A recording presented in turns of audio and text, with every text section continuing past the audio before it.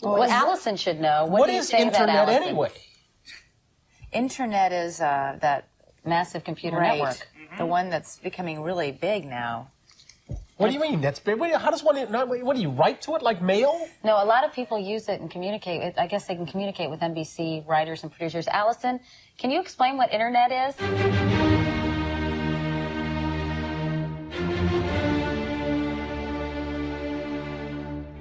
How amazing is that? Just over 20 years ago, people didn't even know what the internet was, and today we can't even imagine our lives without it. Welcome to the Deep Learning A to Z course. My name is Kirill Romenko, and along with the co-instructor Hadelin de Ponteves, we're super excited to have you on board. And today we're going to give you a quick overview of what deep learning it is and why it's picking up right now. So let's get started. Why did we have a look at that clip? And what is this photo over here? Well, that clip was from 1994. This is a photo of a computer from 1980. And the reason why we're kind of delving into history a little bit is because neural networks, along with deep learning, have been around for quite some time. And they've only started picking up now and impacting the world right now. But if you look back at the 80s, you'll see that even though they were invented in the 60s and 70s, they really caught on to a trend or caught wind in the 80s. So people started talking about them a lot. There was a lot of research in that area, and everybody thought that deep learning or neural networks were this new thing that is going to impact the world, that's going to change everything, is going to solve all the world problems, and then it kind of slowly died off over the next decade. And so what happened? Why did the neural networks not survive and not change the world? Was there the reason for that they were just not good enough, that they're not that good at predicting things and not that good at modeling and basically just not a good invention? Or is there another reason? Well, actually there is another reason, and the reason is in front of us. It's the fact that technology back then was not up to the right standard to facilitate neural networks. In order for neural networks and deep learning to work properly, you need two things. You need data, and you need a lot of data, and you need processing power. You need strong computers to process that data and facilitate the neural networks. So let's have a look at how data or storage of data has evolved over the years, and then we'll look at how technology has evolved. So here we've got 3 years, 1956, 1980, 2017. How did storage look back in 1956? Well, there's a hard drive, and that hard drive is only a 5, wait for it, megabyte hard drive. That's 5 megabytes right there on the forklift, the size of a small room. That's a hard drive being transported to another location on a plane, and that is what storage looked like in 1956. A company had to pay $2,500 of those days dollars to rent that hard drive, to rent it, not buy it, to rent it for 1 month. In 1980, the situation improved a little bit. So here we've got a 10 megabyte hard drive for $3,500. It's still very expensive and only 10 megabytes. So that's like one photo these days. And today in 2017, we've got a 256 gigabyte SSD card for $150, which can fit on your finger.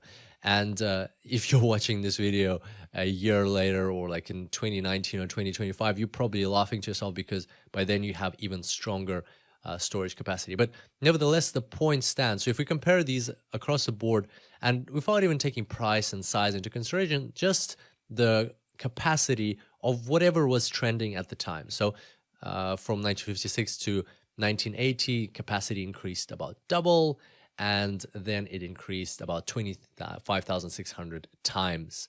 And the length of the period is not that different. So from 1956 to 1980, 24 years. From 1980 to 2017, 37 years. So not that much of an increase in time, but a huge jump in technological progress. And that stands to show that this is not a linear trend. This is an exponential growth in technology. And if we take into account price and size, it'll be in the millions of increase. And here we actually have a chart on a logarithmic scale. So if we plot the hard drive cost per gigabyte, you'll see that it looks something like this.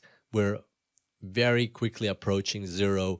Right now, you can get storage on Dropbox and Google Drive, which doesn't cost you anything, cloud storage, and that's going to continue. And in fact, over the years, this is going to go even further. Right now, scientists are already looking into using DNA for storage. And right now, it's quite expensive. It costs $7,000 to synthesize 2 megabytes of data, and then another $2,000 to read it. But that kind of reminds you of this whole situation of the hard drive and the plane, that this is going to be mitigated very, very quickly with this exponential curve. 10 years from now, 20 years from now, everybody's going to be using DNA storage if we go down this direction. And here's some stats around that. So you can explore this further. Maybe pause the video if you want to read a bit more about this. This is from nature.com. And basically, you can store all of the world's data in just 1 kilogram of DNA storage. Or you can store about 1 billion terabytes of data in 1 gram of DNA storage. So that's just something to show how quickly we're progressing, and that this is why deep learning is picking up now, that we are finally at the stage where we have enough data to train super cool, super sophisticated models. Back then in the 80s when it was first initially invented, it just wasn't the case.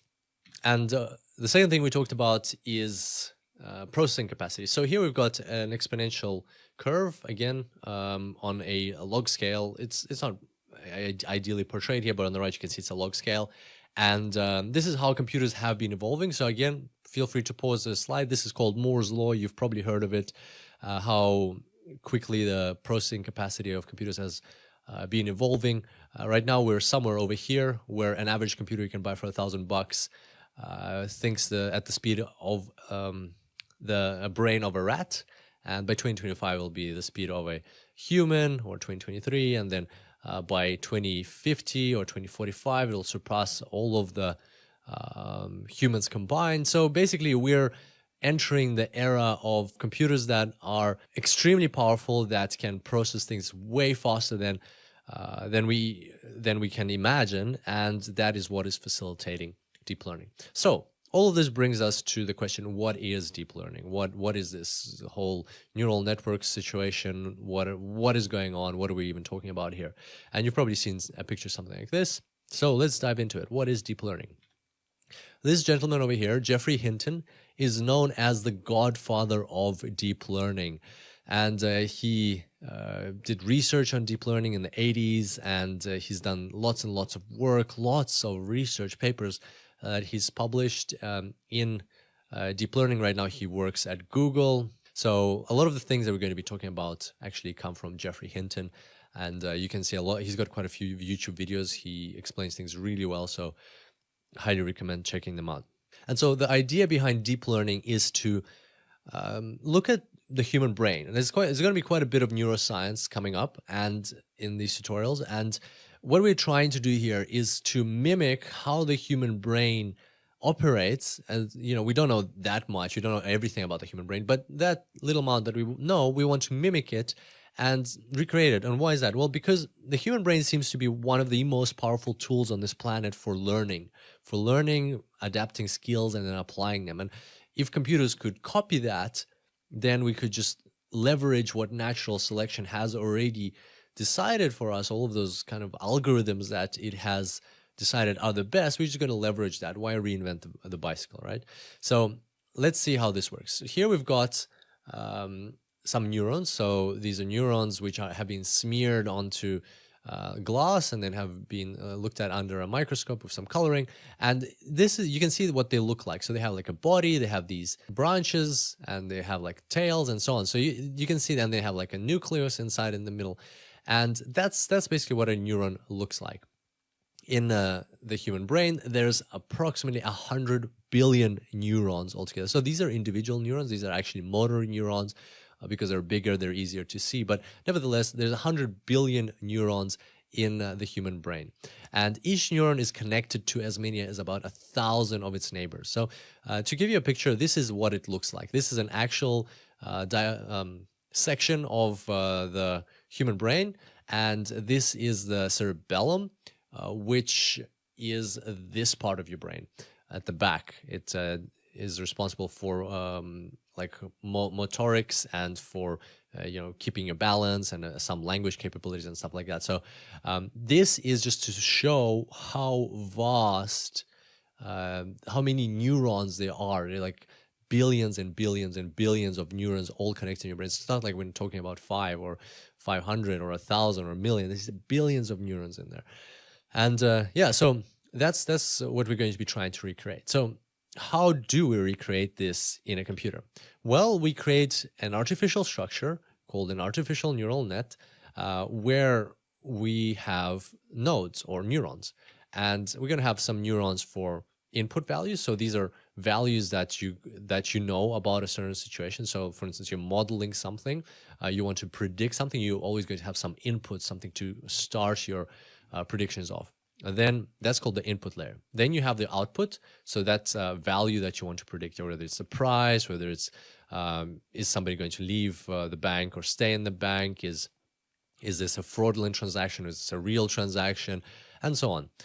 So that's going to be your output layer. And in between, we're going to have a hidden layer. So as you can see in your brain, you have so many neurons. So some information is coming in through your eyes, ears, nose. So you basically your senses. And then it's not just going right away to the output where you have the result. It's going through all of these billions and billions and billions of neurons before it gets to the output. And this is the whole concept behind it, that we're going to model the brain. So we need these hidden layers that are there before the output. So the input layers, neurons connected to the hidden layer neurons, the hidden layer neurons are connected to the output value. And so this is pretty cool, but what is this all about? Where is the deep learning here? Why is it called deep learning? There's nothing deep in here. Well, this is kind of like an option which one might call shallow learning. There isn't much indeed going on. But why is it called deep learning? Well, because then we take this to the next level. We separate it even further, and we have not just one hidden layer. We have lots and lots and lots of hidden layers. And then we connect everything, just like in the human brain. We connect everything, interconnect everything, and that's how the input values are processed through all these hidden layers, just like in the human brain. Then we have an output value. And now we're talking deep learning. So that's what deep learning is all about on a very abstract level. In the further tutorials, we're going to dissect and dive deep into deep learning. And by the end of it, you will know what deep learning is all about, and you will know how to apply it in your projects. Super excited about this. Can't wait to get started. And I look forward to seeing you on the next tutorial. Until then, enjoy deep learning.